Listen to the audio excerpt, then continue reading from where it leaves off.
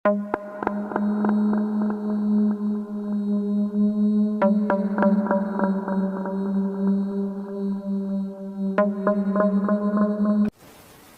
ছুটির দিনে আমি আর কিশোরী বরাবরের মতোই বেরিয়ে পড়েছিলাম ঠাকুরমশাইয়ের বাড়ির উদ্দেশ্যে। মোড়ের মাথায় তেলে ভাজার দোকান থেকে গোটা কয়েক তেলে ভাজা আর জিলিপি কিনে নিলাম। গতবার গিয়ে দেখেছিলাম তারানাথের মেয়ে চারি এসেছে, বেশ কিছুদিন থাকবে এখানে। আসলে আমার এবং কিশোরীর দাদু হওয়ার সময় এসেছে, সেই কারণবশত চারি এখন এখানেই থাকবে। তাছাড়াও চারিমা গরম গরম জিলিপি খেতে খুব ভালোবাসে। তেলে ভাজা ও জিলিপির যথার্থ মূল্য দোকানদারকে দিয়ে তারানাথের বাড়ির উদ্দেশ্যে হাঁটতে যাব, এমন সময় দেখি কিশোরী আমার দিকে এক আশ্চর্যজনক দৃষ্টিতে তাকিয়ে আছে।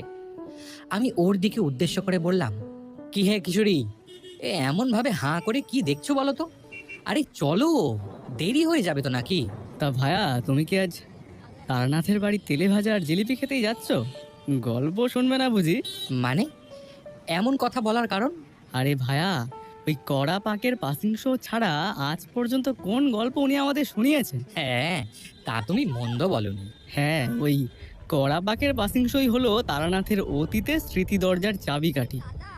তা তুমি একটু অপেক্ষা করো, আমি বরং পাসিং শোটা কিনে নিয়ে আসি। কিশোরীর পাসিং শো নেওয়া হলে আমরা রওনা দিলাম তারানাথের বাড়ির উদ্দেশ্যে। মিনিট খানেক পর গিয়ে পৌঁছালাম ঠাকুরমশাইয়ের বাড়ির সম্মুখে।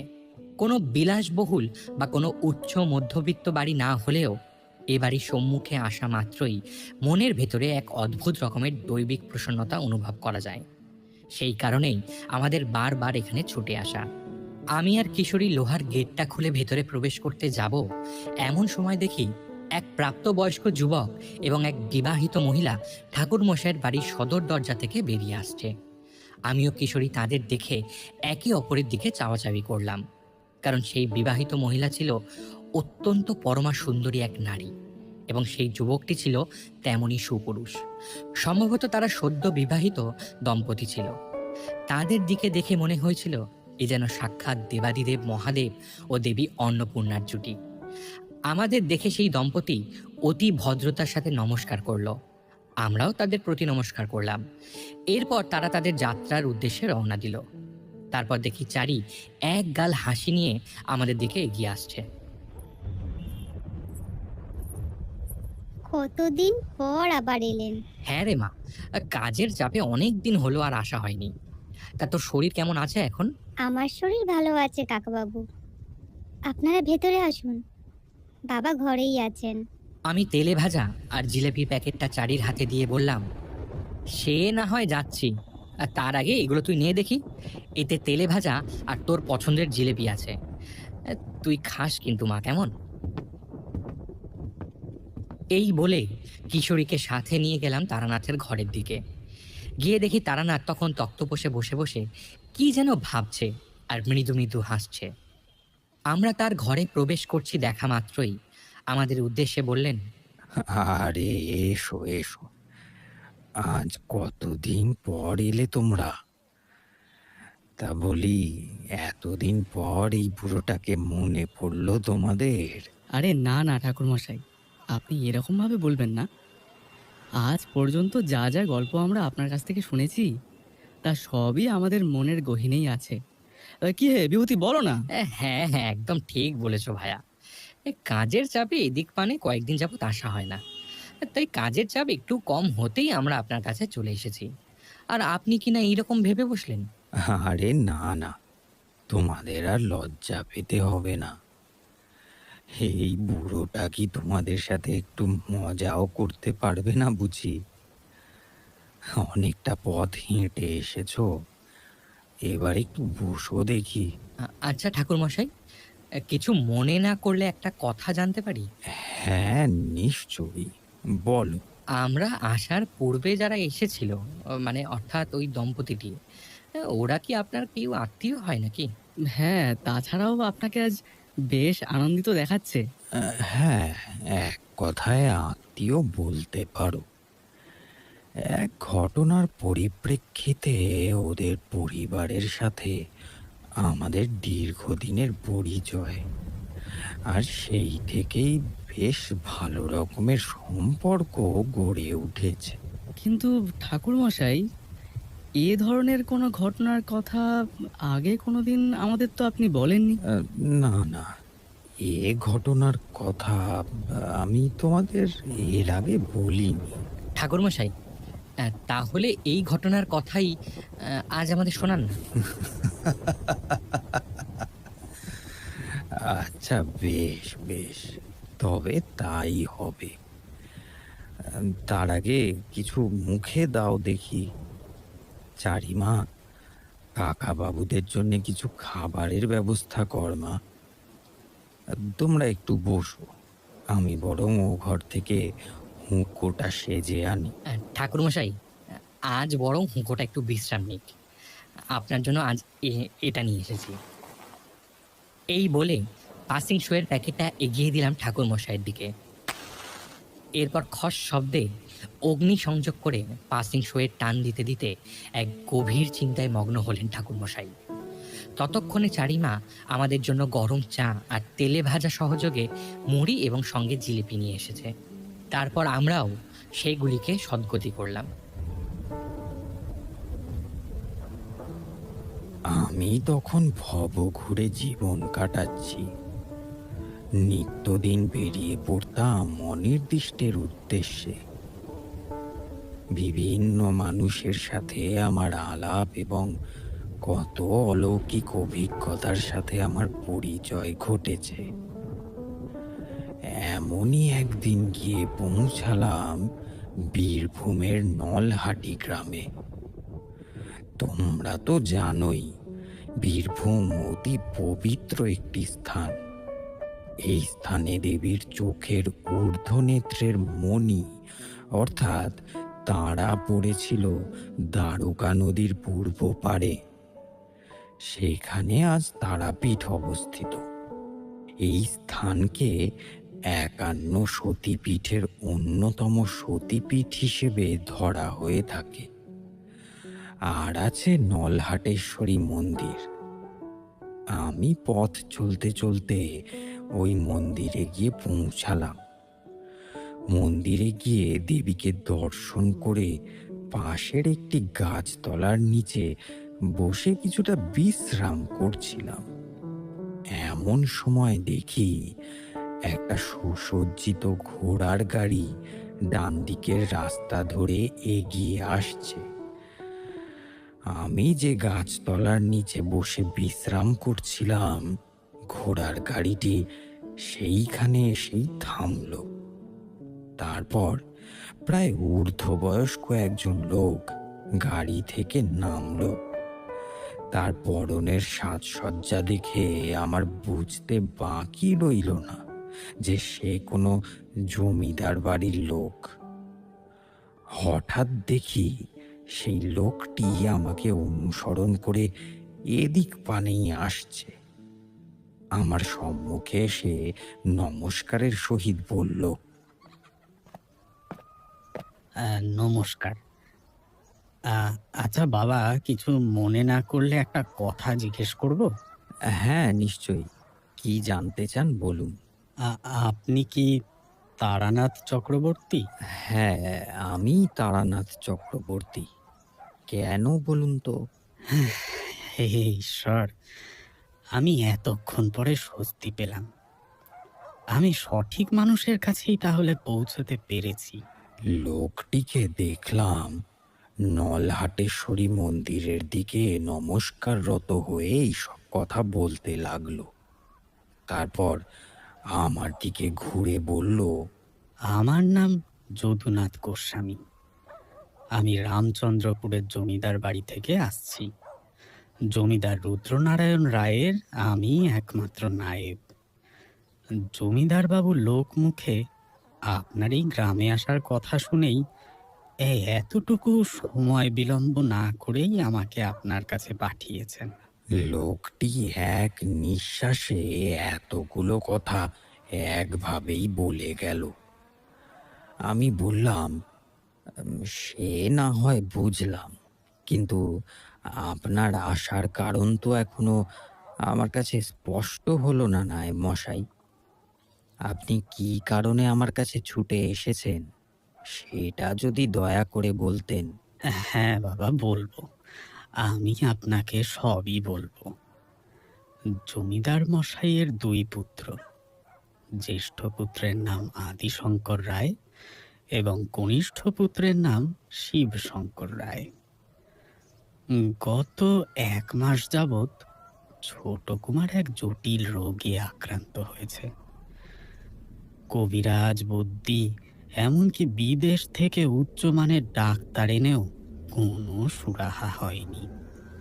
কিছুদিন আগে এক সাধু বাবা এসেছিলেন জমিদার বাড়িতে এবং ছোট কুমারকে দেখে উনি বলেন, ছোট কুমারের ওপর নাকি কোনো এক অতীব শক্তিসম্পন্ন অশরীরীর কোপ রয়েছে।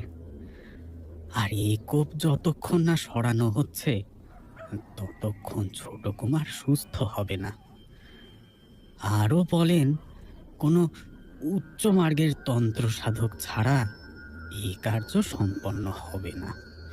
এই বলে তিনি জমিদার বাড়ি থেকে বেরিয়ে গিয়েছিলেন।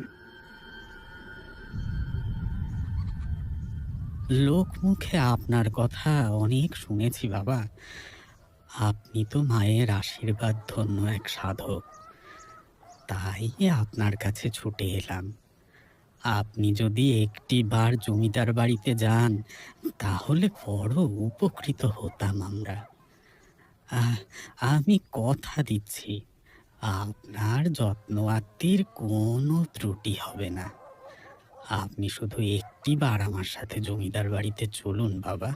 আহা, আপনি এই রকম ভাবে বলবেন না দয়া করে। আমি অত্যন্ত এক সাধারণ সাধক মাত্র। আমাকে এই রকম ভাবে অনুরোধ করে লজ্জা দেবেন না দয়া করে। আচ্ছা বেশ, আমি যাব। আপনি যাবেন বাবা? হ্যাঁ, নিশ্চয়ই আমি যাব। এমন বিপদের দিনে মানুষের পাশে না দাঁড়াতে পারলে এই সাধক জীবনের মানে কি? আচ্ছা চলুন, আর সময় বিলম্ব না করে তাড়াতাড়ি চলুন দেখি।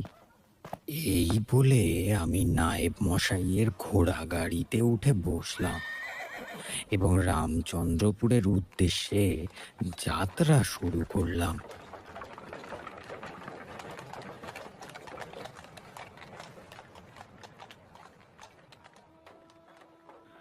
নলহাটি গ্রাম থেকে 15-20 মিনিট লাগলো রামচন্দ্রপুরের সীমানায় পৌঁছতে।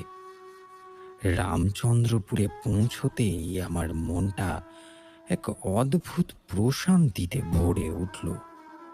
যেমন সুন্দর এই গ্রামের নাম, তেমনি সুন্দর পরিবেশ। আমরা যে পথ ধরে যাচ্ছিলাম তার দুই ধারে সবুজে ভরা ধান ক্ষেত এবং নানান ধরনের গাছপালা রয়েছে। তাদের মুক্ত বাতাসে মনের আনন্দে কত পাখিদের সুমধুর ডাক কানে ভেসে আসছে।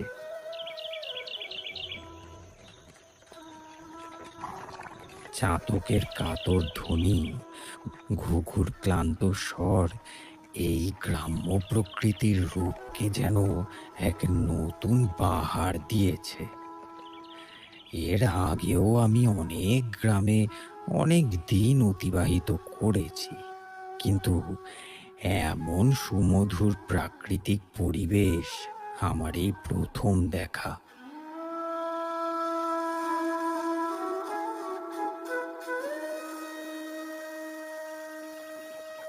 গ্রামের মেঠো পথ অতিক্রম করে জমিদার বাড়ির সম্মুখে এসে থামলো আমাদের ঘোড়ার গাড়িটি। জমিদার বাড়িটি ছিল অত্যন্ত সুবিশাল অট্টালিকা, কোনো ছোট রাজপ্রাসাদের থেকে কম নয়। আমি এর আগেও অনেক জমিদার বাড়ির অট্টালিকায় রাত্রি যাপন করেছি, তাই বিশেষ কিছু অবাক হলাম না। কিন্তু জমিদার বাড়ির সামনে যাওয়া মাত্রই আমি একটা জিনিস বেশ উপলব্ধি করতে পারলাম। নায়েব মশাইয়ের বলা সেই সাধুর কথা। আমি স্পষ্ট দেখলাম কোনো এক কালো ছায়া যেন ঘিরে রয়েছে এই সমগ্র জমিদার বাড়িটিকে। আমি এও বুঝতে পারলাম ওই ছায়ার মধ্যে এক অতৃপ্ত প্রতিহিংসার আগুন জ্বলছে। জমিদার বাড়ির উঠোনের পাশে একটা তুলসী মঞ্চ আমার চোখে পড়ল। তুলসী মঞ্চটির মাটি ভিজে। নিত্যদিন জল অর্পণ করেন গৃহস্থের কর্ত্রীরা, কিন্তু তা সত্ত্বেও তুলসী গাছটির প্রায় মরণাপন্ন অবস্থা হয়ে এসেছে। এটা আমার কাছে অবাক করা তেমন কিছুই নয়, কারণ যে বাড়িতে অশুভ শক্তির প্রভাব পড়ে সে বাড়িতে শুভ শক্তির বিকাশ ধীরে ধীরে লুপ্ত হতে থাকে। কিন্তু তুলসী মঞ্চের নিচের দিকে চোখটা যেতেই আমি অবাক হয়েছিলাম। তুলসী মঞ্চের নিচে সারি সারি তুলসী গাছ জন্ম নিয়েছে, যা গোটা তুলসী মঞ্চকে ঘিরে রয়েছে। যেন এক শুভ শক্তি আপ্রাণ চেষ্টা করছে এই অশুভ শক্তির হাত থেকে সমগ্র জমিদার বাড়িটিকে রক্ষা করতে। এ থেকে আমি একটা বিষয় বেশ বুঝতে পারলাম যে এ বাড়িতে যেমন অশুভ শক্তির প্রভাব রয়েছে, তেমনি শুভ শক্তির প্রভাবও রয়েছে। এবং আমি এটাও বুঝতে পারলাম নায়েব মশাই আমাকে সম্পূর্ণ ঘটনা বলেননি। এমন অনেক কিছু আছে যা আমার এখনো অজানা। এই সব ভাবছি, এমন সময় দেখলাম জমিদার বাড়ি থেকে কিছু লেঠেল ও প্রায় ঊর্ধ্ববয়স্ক একজন লোক আমাদের দিকে এগিয়ে আসছেন। আমি বুঝতে পারলাম উনি হলেন জমিদার মশাই। জমিদার মশাই আমার উদ্দেশ্যে নমস্কারের সহিত বললেন, নমস্কার, আমি এই রামচন্দ্রপুরের জমিদার রুদ্রনারায়ণ রায়। আমার ছোট পুত্রের শারীরিক অবস্থা সম্বন্ধে নায়েব মশাই বোধহয় আগেই আপনাকে সবকিছু বলেছেন। হ্যাঁ, উনি প্রায় সমস্ত কিছুই বলেছেন আমাকে। আমি যথাসাধ্য চেষ্টা করব আপনার ছোট পুত্রকে এই বিপদের হাত থেকে রক্ষা করতে। এই পৃথিবীতে যেমন সমস্যার সৃষ্টি হয়, তেমনি তার স্বরূপ সমাধানের পথও সৃষ্টি হয়ে যায়। এই তো কালের নিয়ম। আপনি অযথা চিন্তা করবেন না। আপনি আসছেন শুনে আমি একটু স্বস্তি পেয়েছিলাম। প্রচণ্ড কষ্ট পাচ্ছে আমার ছেলেটা।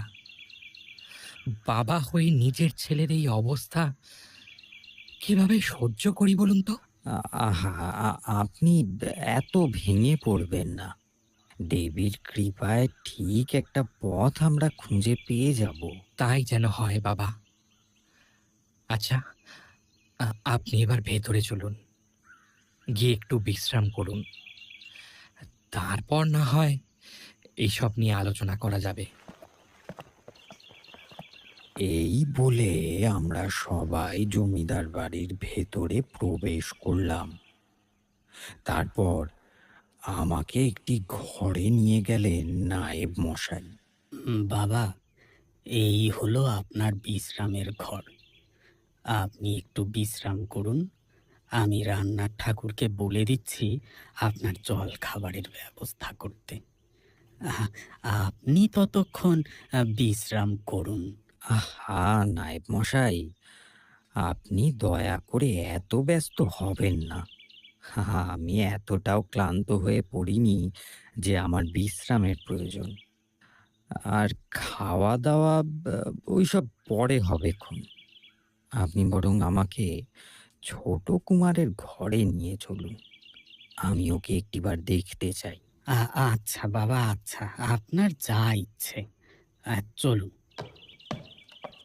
এই বলে নায়েব মশাই আমাকে ছোট কুমারের ঘরের সামনে নিয়ে গেল। দোতলার সিঁড়ি দিয়ে উঠেই প্রথম ঘরটি ছিল ছোট কুমারের থাকার ঘর। ঘরের মধ্যে প্রবেশ করা মাত্রই একটা দমকা হাওয়া যেন আমায় ঠেলে সরিয়ে বাইরে বের করে দিতে চাইল।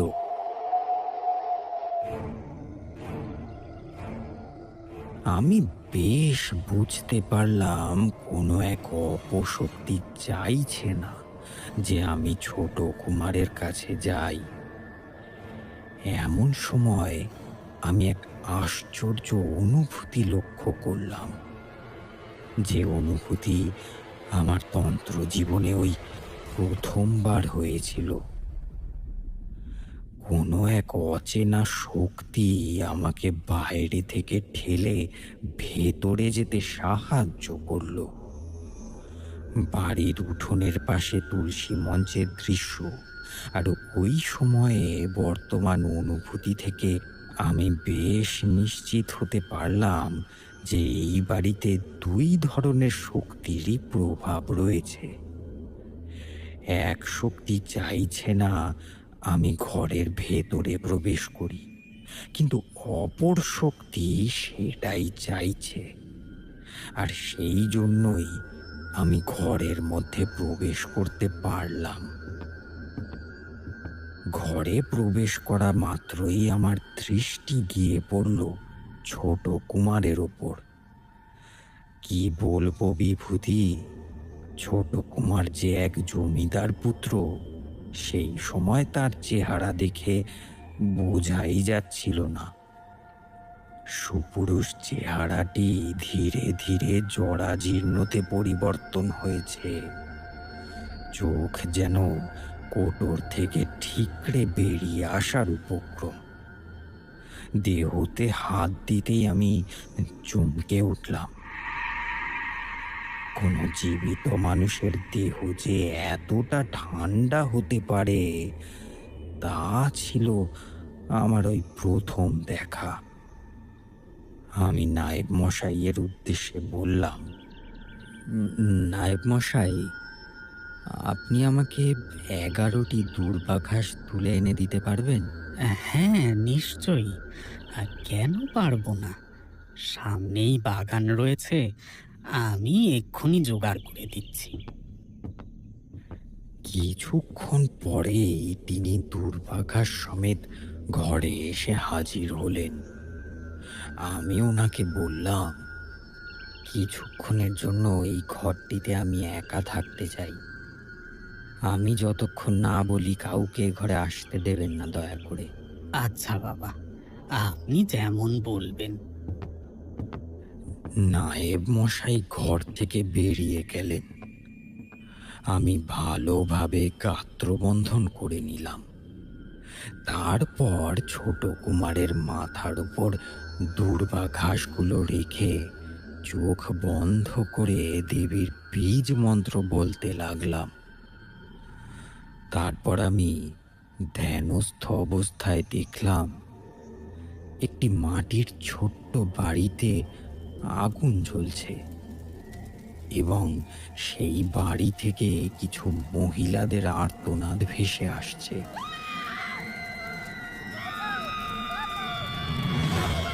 আর সেই বাড়িটিকে ঘিরে কয়েকজন লোক দাঁড়িয়ে রয়েছে। তাদের একে অপরের কথোপকথন শুনে আমি বেশ বুঝতে পারলাম যে এনাদের কারণেই বাড়িতে আগুনটা জ্বলছে।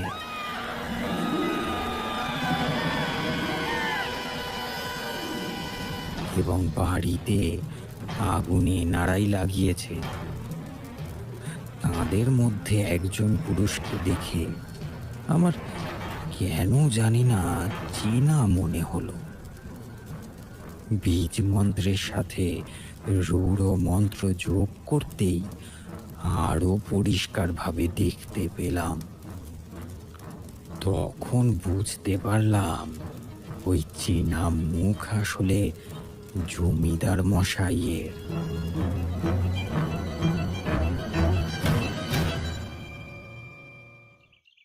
তারপর আমি ধ্যানস্থ অবস্থা থেকে বেরিয়ে আসলাম।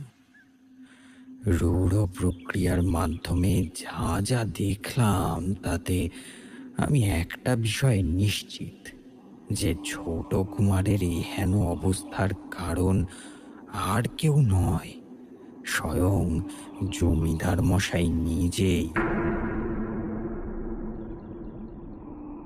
এরপর আমি ছোট কুমারের ঘর থেকে বেরিয়ে অতিথি কক্ষের দিকে গেলাম। কিছু সময় পর আমার ঘরে একজন দাসী আর নায়েব মশাই এসে উপস্থিত হলেন। নায়েব মশাই আমায় উদ্দেশ্য করে বললেন, বাবা, আপনার আহার প্রস্তুত হয়েছে, আপনি এবার খেয়ে নিন। দাসী খাবার রেখে চলে যাওয়ার পর আমি নায়েব মশাইকে বললাম, হ্যাঁ, সে না হয় খাবো, কিন্তু তার আগে আপনি একটা কথা বলুন তো। হ্যাঁ বাবা, বলুন। ছোট কুমারের এহেন অবস্থার জন্য কি কারণ থাকতে পারে? আসলে আমি এ বাড়ির নায়েব মাত্র, আমার পক্ষে বিশেষ কিছু জানা সম্ভব না। তবে একটা কথা আপনাকে আমি বলতেই পারি, যেদিন থেকে ময়ূরাক্ষী ও তার মেয়ে নিখোঁজ হয়েছে, সেই দিন থেকেই ছোট কুমারের এই অবস্থা হয়েছে। আর জমিদার মশাই তো ধরেই নিয়েছে এসবের পেছনে ওদেরই হাত আছে। ময়ূরাক্ষী? কে ছিলেন উনি? উনি ছিলেন এ জমিদার বাড়ির খাস দাসী, ও ওনার এক মেয়েও ছিল। কিছু মাস আগে দুজনের একই সাথে নিখোঁজ হবার খবর শোনা যায়।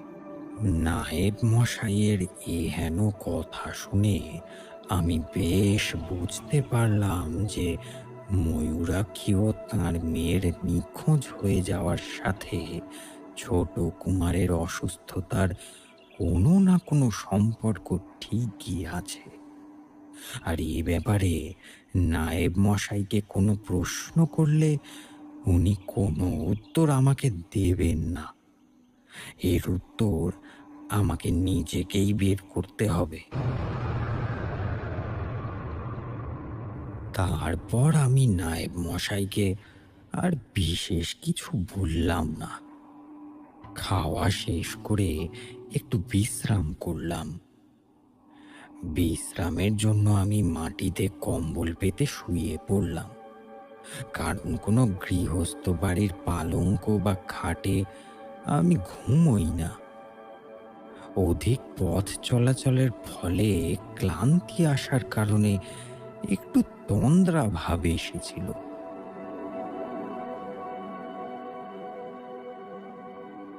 তন্দ্রাচ্ছন্ন অবস্থাতে আমি দেখলাম আমি কোনো এক অন্ধকার জায়গার মধ্যে দাঁড়িয়ে আছি, আর এক কালো ছায়া আমার দিকে ধীরে ধীরে এগিয়ে আসছে।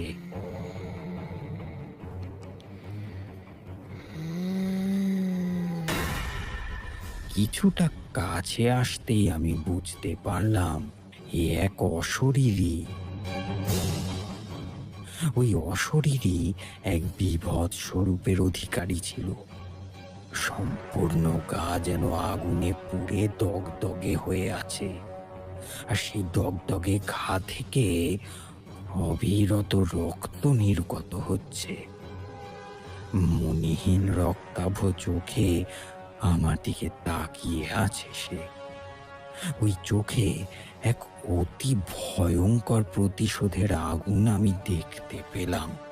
ওই অশরীরী আমার উদ্দেশ্যে বলল, ঈশ্বরের বর প্রাপ্ত সাধক হয়ে তুই এই পাপীদের রক্ষা করতে এসেছিস?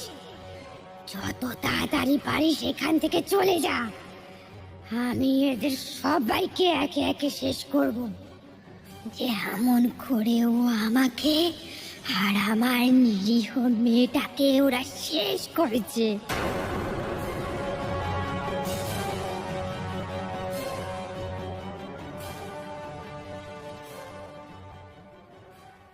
এই কথাগুলো শোনার পরেই আমার তন্দ্রাভাব হঠাৎ করে কেটে গেল।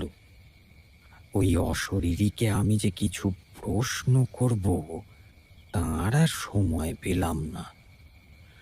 অনেক প্রশ্ন আমার অজানাই রয়ে গেল। আমি ধীরে ধীরে যেন এক জটিল কোনো ধাঁধার মধ্যে চলে যাচ্ছি। এমন এক দিক শূন্য সময়ে আমার একমাত্র ভরসা হলো মধুসুন্দরী দেবী। কিন্তু ওনার শরণাপন্ন হতে গেলে আমাকে দেবীর আরাধনায় বসতে হবে। এই সব ভাবছি, এমন সময় জমিদার মশাই এই অতিথি কক্ষের দিকে আসছেন বলে মনে হলো। কক্ষে এসে আমার উদ্দেশ্যে তিনি বললেন, আমাকে কিছু গুরুত্বপূর্ণ কাজের জন্য একটু বেরোতে হয়েছিল। আপনার কোনো রকম অসুবিধা হচ্ছে না তো? না না জমিদার মশাই, আচ্ছা, আমাকে একটা কথা বলুন, আপনার এ বাড়ির ঠাকুর ঘরটি কোন দিকে? ঠাকুর ঘর? আপনি আমার সাথে চলুন, আমি নিয়ে যাচ্ছি আপনাকে। এই বাড়িতে প্রতিষ্ঠিত রাধা মাধবের পুজো করা হয়। পুজোয় নিত্যদিন ভোগের আয়োজনও করা হয়। তা বেশ, তো আমাকে একটিবার ঠাকুর ঘরে নিয়ে চলুন। এই বলে আমি জমিদার মশাইয়ের সাথে ঠাকুর ঘরে গেলাম। গিয়ে দেখলাম অতি সুসজ্জিতভাবে ঠাকুর ঘরের ভিতরটি সাজিয়ে রাখা হয়েছে, কিন্তু রাধা মাধবের সিংহাসনটি দেখে মনে হলো কেউ যেন অতি যত্ন সহকারে অনেক দিন আগে সাজিয়েছিল। কালের ক্রমে সেই সুন্দরতা কমে আসছে। আমি এই নিয়ে কাউকে কিছু বললাম না।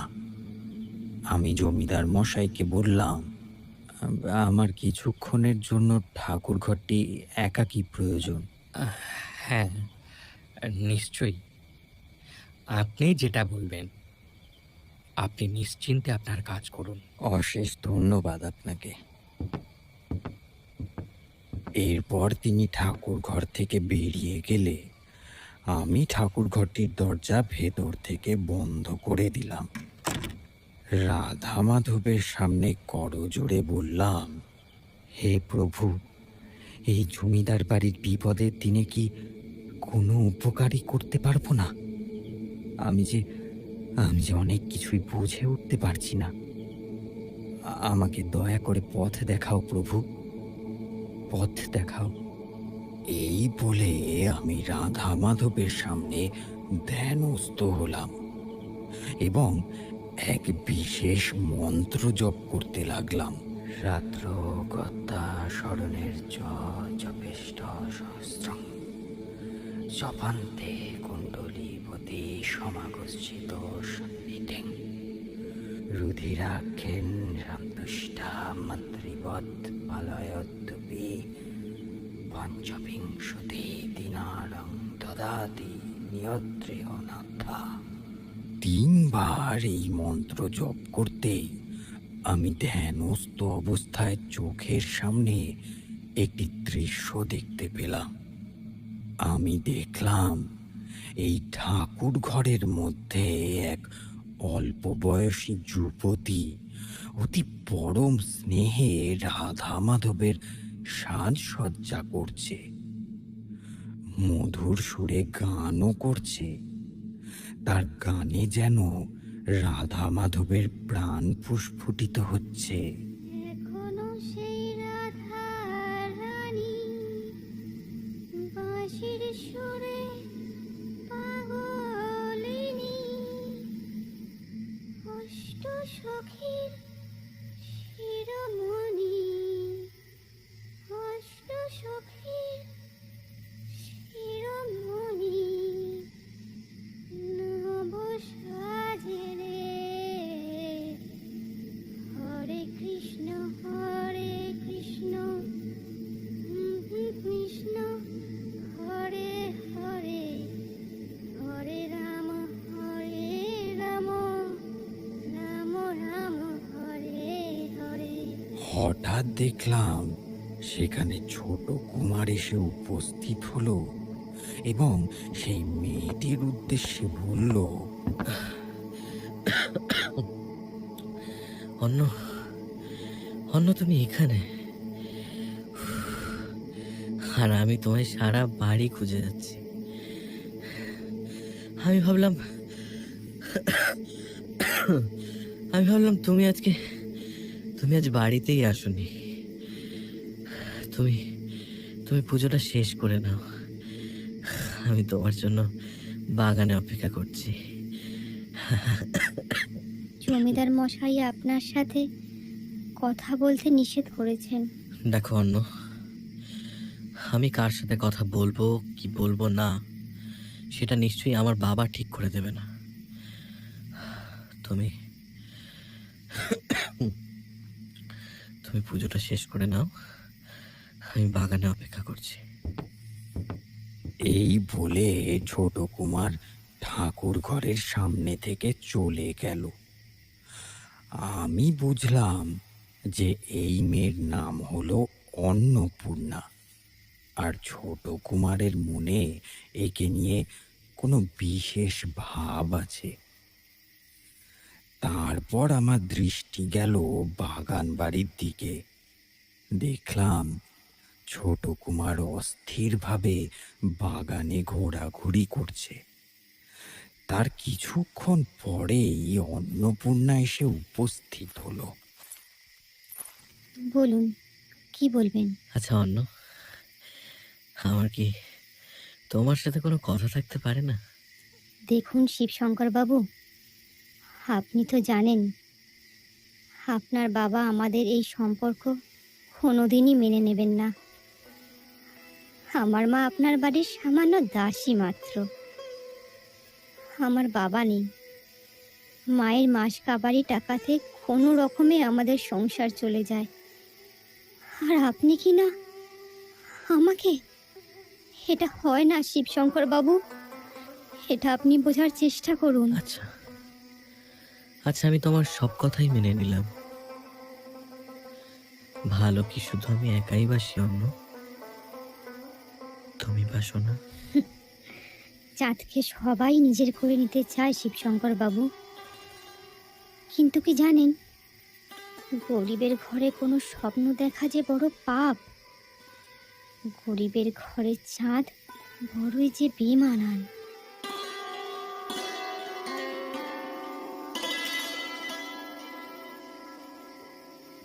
এই সব কিছু শুনে আমি প্রথম দিকটা বুঝতে পারলাম যে অন্নপূর্ণা হলো দাসী ময়ূরাক্ষীর মেয়ে।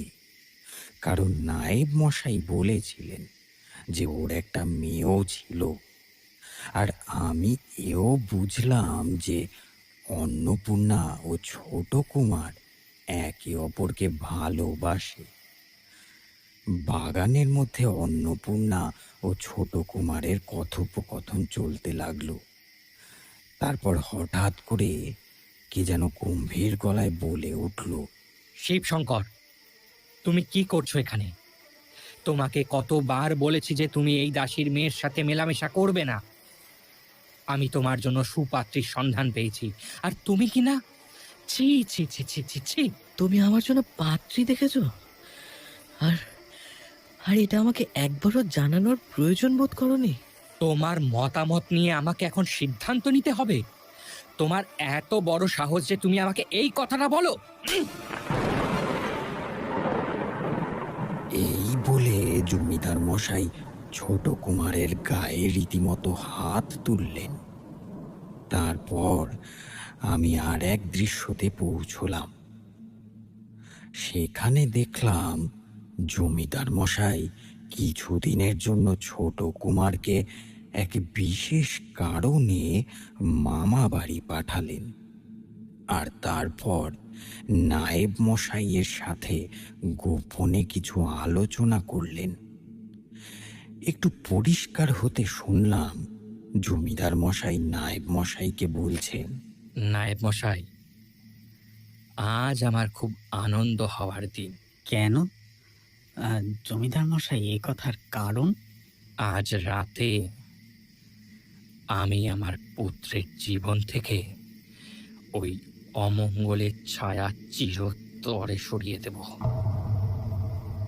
মানে কোন অমঙ্গলের কথা বলছেন আপনি? সেটা আপনি সঠিক সময়ই জেনে যাবেন। আপনি কেবল আজ রাতে আমার সাথে দাসী ময়ূরাক্ষীর বাড়িতে যাবেন, আর সঙ্গে যেন লেঠেলরাও থাকে। বাকিটা ওখানে গিয়ে বুঝে যাবেন। এ হেন কথোপকথনের পর আরও এক দৃশ্যতে পৌঁছলাম। সত্যি বলতে আমি এ দৃশ্য দেখার জন্য কোনোভাবেই প্রস্তুত ছিলাম না। আমি দেখলাম জমিদার মশাই, নায়েব মশাই এবং কিছু লেঠেল গিয়ে পৌঁছেছে দাসী ময়ূরাক্ষীর বাড়িতে। নায়েব মশাই জমিদার মশাইকে বললেন, জমিদার মশাই, এই হলো দাসী ময়ূরাক্ষীর বাড়ি। এখানেই ও আর ওর মেয়ে অন্নপূর্ণা থাকে। কিন্তু আপনি এত রাত্রিতে এখানে কেন এসেছেন? আমি ঠিক বুঝলাম না। ধৈর্য ধরো নায়েব, এত উতলা স্বাস্থ্যের পক্ষে ভালো নয়। তারপর অতি গম্ভীর কণ্ঠে লেঠেলদের উদ্দেশ্যে জমিদার মশাই বললেন, তোরা দাঁড়িয়ে আছিস কেন? তোদের যা যা বলেছি সেই মতো কর। তার আগে বাড়ির দরজা বাইরে থেকে বন্ধ করে দে, কেউ যেন বেরোতে না পারে।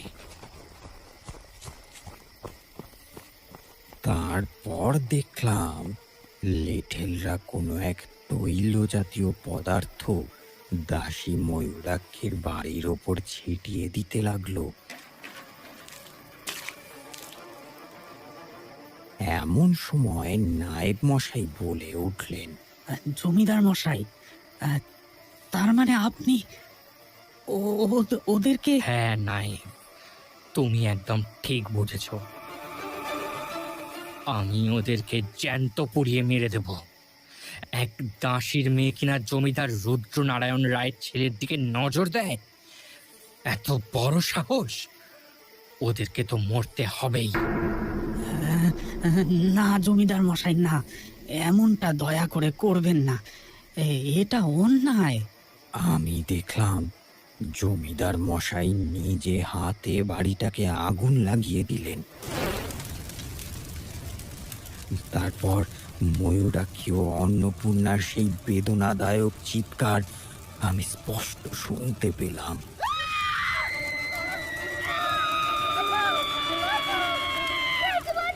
মানুষ কতটা নির্দয় হতে পারে আমি সেদিনই জেনেছিলাম।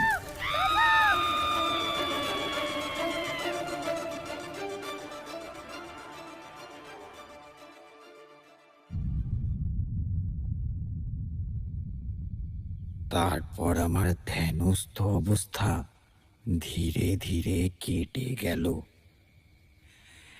এবার আমার কাছে সবটা পরিষ্কার। আমি এই বাড়িতে যে দুই শক্তির প্রভাব অনুভব করেছিলাম, এক শক্তি হলো ময়ূরাক্ষীর অতৃপ্ত আত্মা, আরেক হলো অন্নপূর্ণার আত্মা, যে আত্মা চাইছে না জমিদার বাড়ির কোনো ক্ষতি হোক। কারণ অন্নপূর্ণা ছোট কুমারকে ভালোবেসেছিল, আর প্রকৃত ভালোবাসায় কখনো প্রতিহিংসা আসে না, কেবল থাকে মায়ার টান।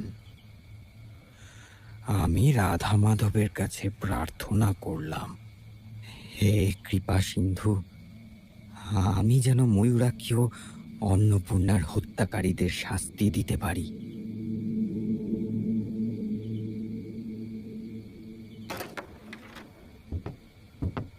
আমি এইবার ঠাকুর ঘর থেকে বেরিয়ে এলাম এবং বেরিয়ে আসতেই দেখলাম একজন ব্যক্তি দাঁড়িয়ে যেন কারোর অপেক্ষা করছে।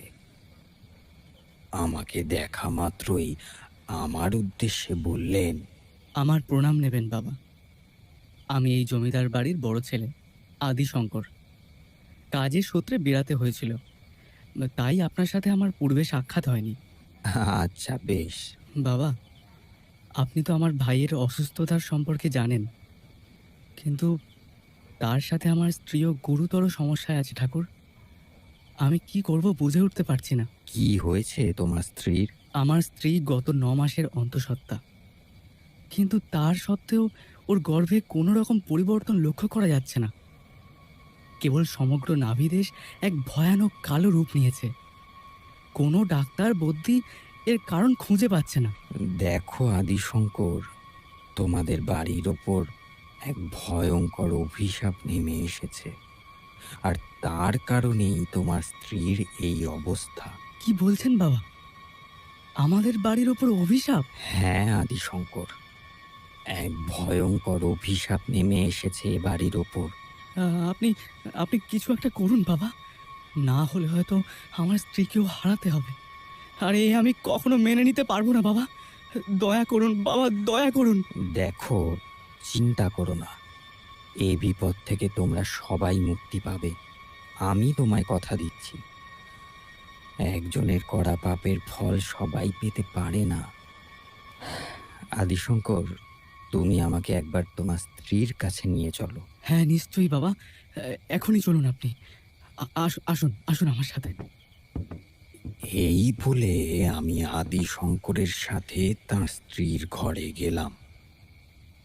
ঘরের ভিতরে প্রবেশ করে দেখলাম পালঙ্কে ঘুমিয়ে আছে আদিশঙ্করের স্ত্রী।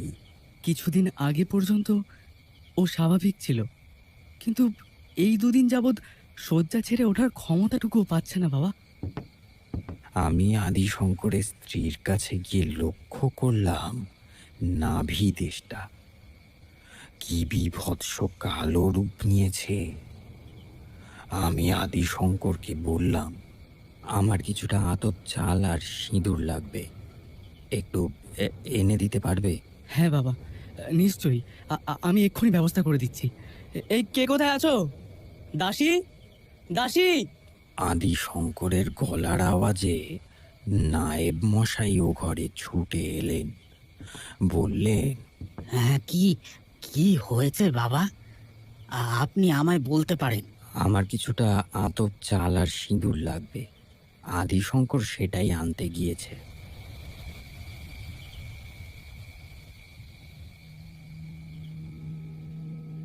আতপ চাল আর সিঁদুর এনে দেওয়ার পর আমি একটা পাত্রে উপকরণগুলি ঢেলে কিছুটা জল মিশিয়ে একটি প্রলেপ তৈরি করলাম, আর এক বিশেষ মন্ত্র জপ করতে লাগলাম।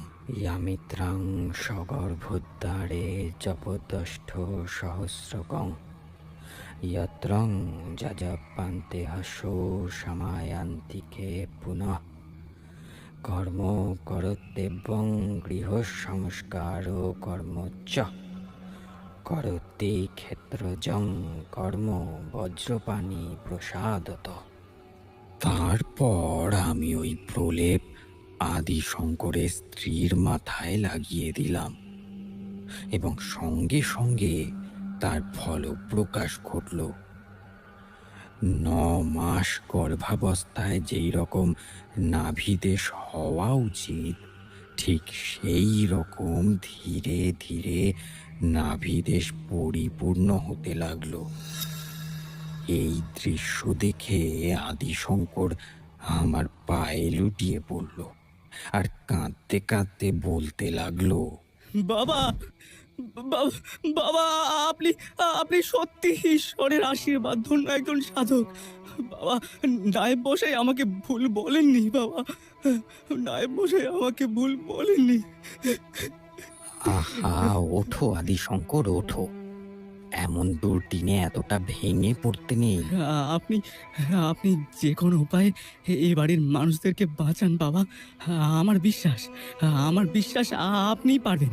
হ্যাঁ, আপনি পারবেন। হ্যাঁ আদিশঙ্কর, আমি আমার সবটুকু দিয়ে চেষ্টা করব, তুমি কোনো চিন্তা করো না।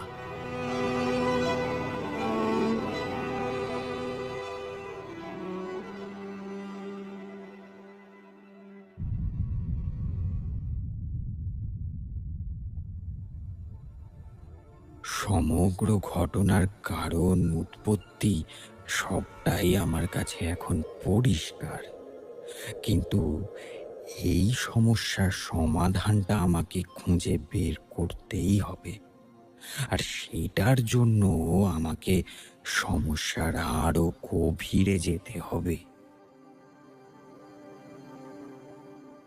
এই সব ভাবতে ভাবতে আমি অতিথি কক্ষে পৌঁছলাম।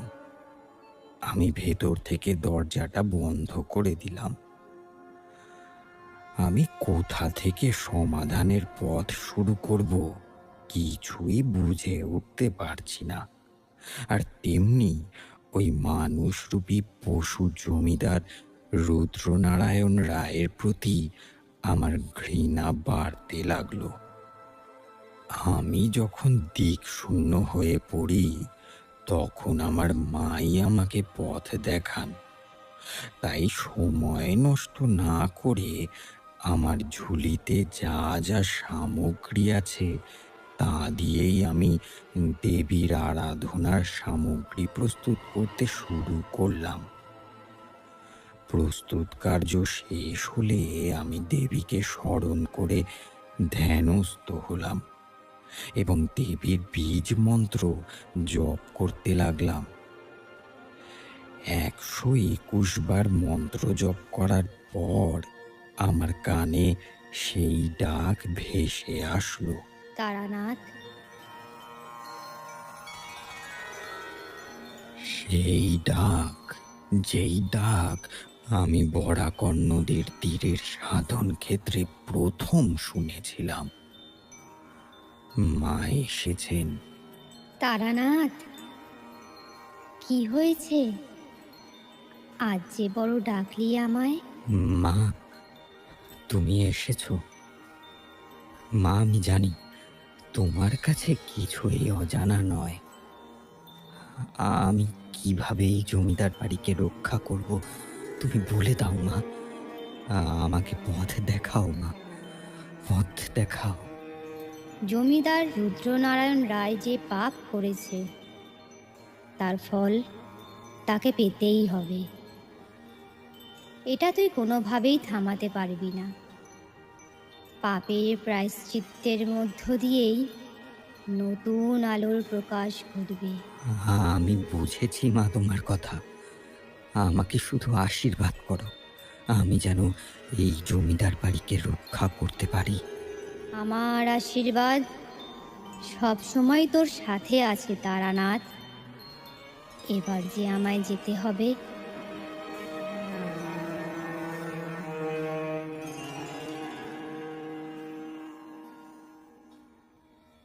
এই বলে দেবী বিদায় নিলেন। দেবীর কথা শুনে সমাধানের পথ আমার ভাবা হয়ে গিয়েছে। আমি তারপর ধ্যানস্থ অবস্থা থেকে বেরিয়ে এলাম। আমি অতিথি কক্ষের সামনে থাকা একজন দাসীকে দিয়ে জমিদার মশাই এবং নায়েব মশাইকে ডেকে পাঠালাম। কিছুক্ষণ পর ওনারা আসলেন অতিথি কক্ষে। জমিদার মশাই বললেন, বাবা, কি হয়েছে? আপনি হঠাৎ ডেকে পাঠালেন? সব ঠিক আছে তো?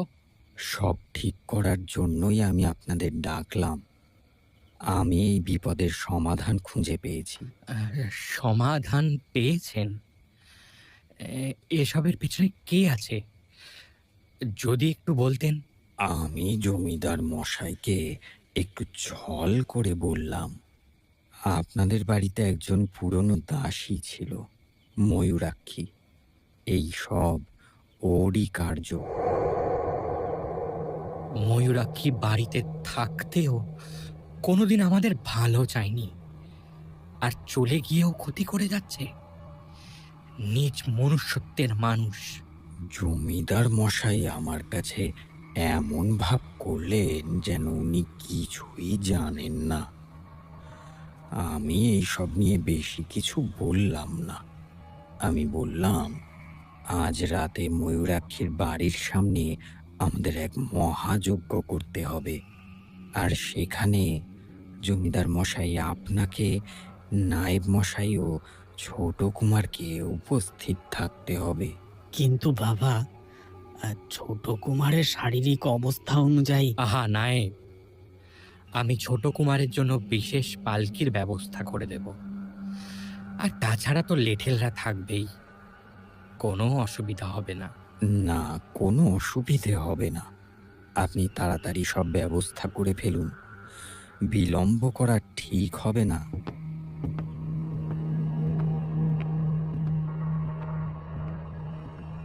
তারপর জমিদার মশাই এবং নায়েব মশাই অতিথি কক্ষ থেকে বেরিয়ে গেলেন। আমি এদিকে যজ্ঞের সরঞ্জাম জোগাড় করতে লাগলাম। যজ্ঞের জন্য তিল, শ্বেত সর্ষে, শ্বেত শেয়ালের লোম, কাকের বাম পায়ের কনিষ্ঠা আঙুল ও একটি বিশেষ প্রাণীর মরা মাথা, এগুলির প্রায় সবই আমার কাছে ছিল। আর যা ছিল না সেইগুলিও জোগাড় করতে লাগলাম। অবশেষে সেই সময় আসলো। ময়ূরাক্ষীর বাড়ির দক্ষিণ দিকে আমি যজ্ঞকুণ্ড সাজিয়েছিলাম, আর তার পাশেই ছোট কুমারকে শুইয়ে দিতে বললাম। আমি যে যজ্ঞটি করতে চলেছি সেটি হলো বজ্রপানি যজ্ঞ। এই যজ্ঞে সমস্ত ডাকিনী ও যোগিনীদের অভিশাপ থেকে মানুষকে রক্ষা করা যায়। কিন্তু যদি সেই ডাকিনী কোনো মানুষের দ্বারা জীবিত অবস্থায় নিপীড়িত হয়ে থাকে, তবে তাকে বাঁচানো অসম্ভব। আমি যজ্ঞ করার আগে গাত্রবন্ধন ও অগ্নিগণ্ডি কেটে দিলাম। জানি এইসব কোনো কাজে লাগবে না, তবুও চেষ্টা করে দেখব যদি সবাইকে রক্ষা করতে পারি। তারপর আমি দেবীকে স্মরণ করে এক এক করে প্রণাম মন্ত্র জপ করে বজ্র মন্ত্র পাঠ করলাম। ওম বজ্রবোধে তেজানাং, ওম ফট, ওম ভট, পিশাচং চামুণ্ডাং বামাপাদেনাক্রমং ত্রয়াজিতং জপেত, শীঘ্রমাগত্য চামুণ্ডাং দাসী বদস্তা পিশাচং। মন্ত্র শেষ করে কাকের বাম পায়ের কনিষ্ঠা আঙুল যজ্ঞের আগুনে দেওয়া মাত্রই এক কালো ধোঁয়া যেন চারিদিক থেকে যজ্ঞস্থান ঘিরে ধরল। ক্রমে ক্রমে সেই কালো ধোঁয়া এক ভয়ানক অবয়বে পরিণত হলো। সেই দৃশ্য দেখে লেঠেলরা রীতিমতো ভয়ে ছুটে পালালো। সেই দেখে জমিদার মশাই বললেন, ওরে তোরা পালাচ্ছিস কেন? তোরা লেঠেল না সব এক একটা ভেড়ার দল? সেই অবয়ব ধীরে ধীরে এক নারী রূপে পরিণত হলো। কি ভয়ঙ্কর তার রূপ! সর্পর ন্যায় চুল যেন ঘিরে ধরেছে সমগ্র যজ্ঞস্থান। জ্বলন্ত দেহ থেকে মাংসপিণ্ড যেন খসে খসে পড়ছে। সেই ভয়ঙ্কর রূপের দিকে আমি বেশিক্ষণ তাকাতে পারলাম না।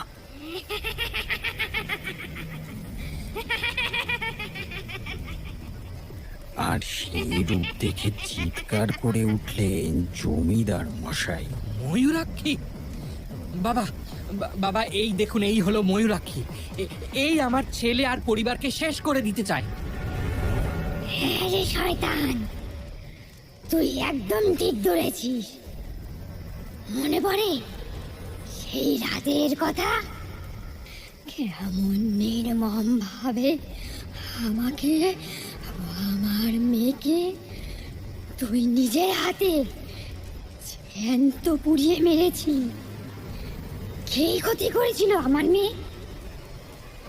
তোর ছেলেকে ভালোবেসেছিল, তাই তো?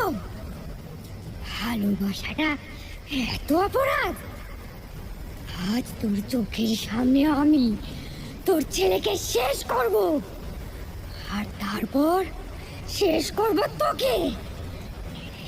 এক এক করে সবাইকে মারব, যতক্ষণ না পর্যন্ত বংশকে নির্বংশ করছি ততক্ষণ আমার শান্তি নেই।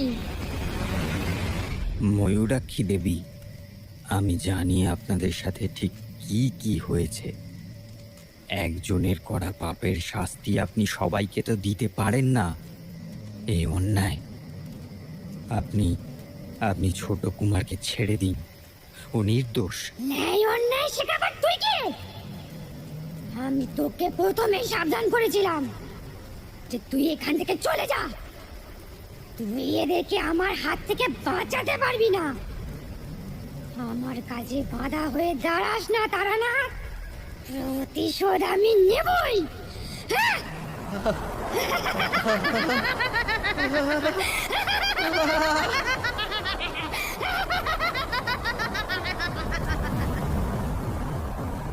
আমি দেখলাম ওই পিশাচিনী ছোট কুমারের দেহকে শূন্যে ভাসিয়ে দিচ্ছে আর হা হা করে হাসছে। সেই অট্টহাসিতে সমগ্র প্রান্তর যেন কেঁপে উঠছে।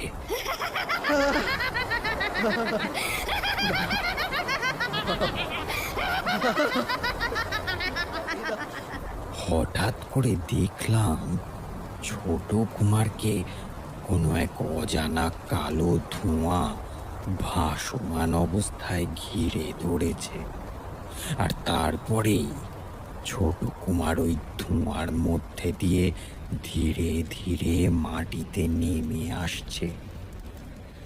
ছোট কুমারকে সঠিক স্থানে শুইয়ে দিলে ওই কালো ধোঁয়াও এক নারী রূপে পরিণত হলো। আমার বুঝতে বাকি রইল না যে ওটা কে। আমি জানতাম যে অন্নপূর্ণা আসবে, ও ছোট কুমারের কোনো ক্ষতি হতেই দেবে না। মা, এ তুমি কি করছো? জমিদার মশাইয়ের করা পাপের শাস্তি ও কেন পাবে? আমি থাকতে সেটা কখনোই হতে দেব না। তুই আমাকে আমার কার্য সিদ্ধি করতে দে, আমাকে বাধা দিস না। যদি শাস্তি দিতেই হয় তুমি ওই পাপী লোকটাকে দাও, শিবশঙ্কর বাবুকে ছেড়ে দাও। আমি মেয়ে হয়ে তোমার কাছে ওর প্রাণ ভিক্ষা চাইছি মা। আমি আমার তন্ত্র জীবনে ওই রকম অভিজ্ঞতার শিকার ওই প্রথমই হয়েছিলাম। আমার কোনো মন্ত্রই যেন ওদের কারোর ওপর কাজ করছিল না। আমি কাউকে বশে আনতে পারছিলাম না। অন্নপূর্ণার আকুতি শুনে ময়ূরাক্ষী বলল, তবে তাই হোক, মেনে নিলাম তোর কথা। বেঁচে থেকে মা হয়ে তোকে অভাব আর যন্ত্রণা ছাড়া কিছুই দিতে পারিনি। আজ না হয় তোর অসমাপ্ত প্রেমটাই তোকে দিলাম, কিন্তু ওই পাপীকে যে মরতেই হবে। শুধু তুমি কেন মা, আমিও মারবো ওকে নিজের হাতে। এই বলে ওই দুই অতৃপ্ত আত্মা ছুটে গেল জমিদার মশাইয়ের দিকে।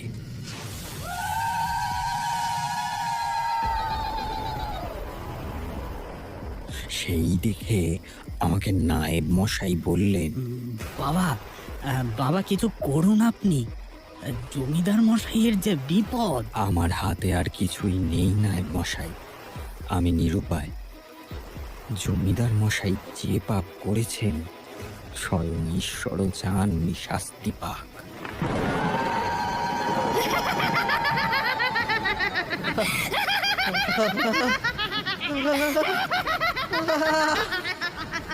ওই দুই অতৃপ্ত আত্মা জমিদার মশাইকে শূন্যে তুলে আছড়ে মাটিতে ফেলে দিল।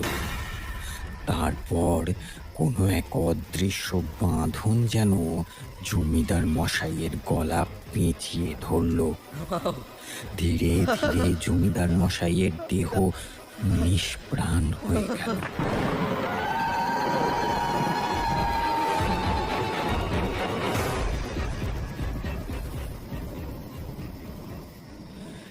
এই সব কিছু আমাদের চোখের সামনেই ঘটল, অথচ আমরা কিছুই করতে পারলাম না।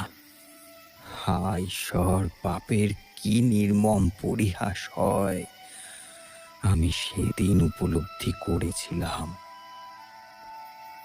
তারপর ধীরে ধীরে চারিপাশের পরিবেশ স্বাভাবিক হতে লাগলো, আর ছোট কুমারের দেহেও ধীরে ধীরে পরিবর্তন লক্ষ্য করলাম।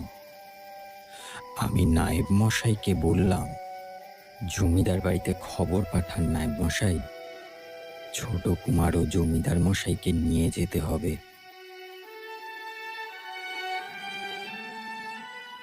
অবশেষে আমরা সবাই জমিদার বাড়িতে এসে পৌঁছলাম। জমিদার মশাইকে ঘিরে কান্নার রব উঠেছে।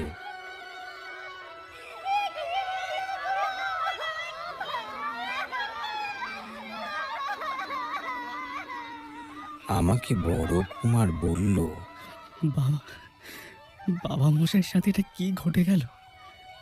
আমার আমার মাথার উপর যার কোনো ছায়া রইল না বাবা। তারপর একটু আগে থেকেই আমার স্ত্রী ব্যথায় ছটফট করছে। দাইকে খবর পাঠানো হয়েছে। আমি আমি বড় অসহায় হয়ে পড়লাম, বড় অসহায় পড়লাম। দেখো আদিশঙ্কর, তোমার বাবা দম্ভের বশে এক জঘন্য অপরাধ করেছিলেন, সেটা তুমিও জানো। আর পাপ কোনোদিন চাপা থাকে না আদিশঙ্কর, দেরি হলেও সেটা বহিঃপ্রকাশ ঘটবেই। আমি আশা করব ভবিষ্যতে তুমি যেন এইরকম কোনো ভুল না করো। আর তোমার স্ত্রীকে নিয়ে চিন্তা করো না, তোমার এবার বাবা হওয়ার সময় হয়ে এসেছে, সব কুশলে মিটে যাবে। হ্যাঁ বাবা, আপনার কথাই যেন সত্য হয়। কিন্তু আমার আমার ভাইটির কি হবে এখন? ছোট কুমারের ওপর যে বিপদ ছিল তা সম্পূর্ণভাবে নেমে গিয়েছে। ছোট কুমার এবার ধীরে ধীরে স্বাভাবিক হয়ে উঠবেন। কিছুক্ষণ পরে এক দাসী দৌড়ে এসে সংবাদ জানালো, আদি শঙ্করের স্ত্রী এক কন্যা সন্তানের জন্ম দিয়েছে। এই শুনে আদি শঙ্কর আমার পায়ে ধরে বলল, বাবা, বাবা, এ সব কিছু আপনার জন্যই সম্ভব হয়েছে। আপনি আমার মেয়েকে আগে দেখবেন, ওকে ওকে আশীর্বাদ করবেন। আপনি আপনি চলুন বাবা, চলুন আপনি।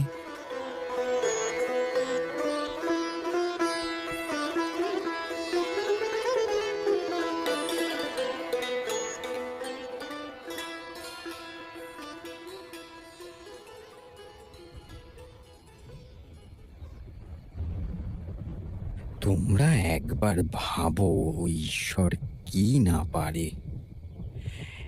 একই দিনে একটি প্রাণ নিলেন, আবার একটি প্রাণ দিলেন। তারপর আমি গেলাম আদি শঙ্করের স্ত্রীর ঘরে।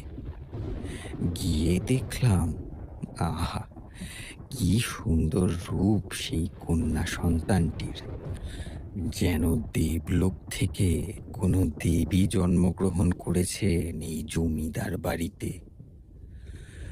আমি ওর নাম রাখলাম অন্নপূর্ণা। তারপরের দিন আমি ফিরে আসি ওই জমিদার বাড়ি থেকে। বেশ কিছুদিন যাওয়ার পর আমার কাছে নায়েব মশাই এসেছিলেন আদি শঙ্করের মেয়ের অন্নপ্রাশনের নিমন্ত্রণ করতে। এক বিশেষ কাজে আটকে পড়ায় যেতে পারিনি যদিও। সেই শিশু অবস্থার পর আমি আজ আবার অন্নপূর্ণাকে দেখলাম। মানে ওই দম্পতিটি অন্নপূর্ণা ও তার স্বামী এসেছিল? হ্যাঁ কিশোরী, ওরাই এসেছিল। মানুষটাকে যত দেখছি যত জানছি যেন ভক্তি ক্রমশই বেড়ে চলেছে। আজ কত ঘটনার সাক্ষী হয়ে আছেন এই মানুষটা, তাই তো বারবার ছুটে আসতে ইচ্ছে করে আমাদের।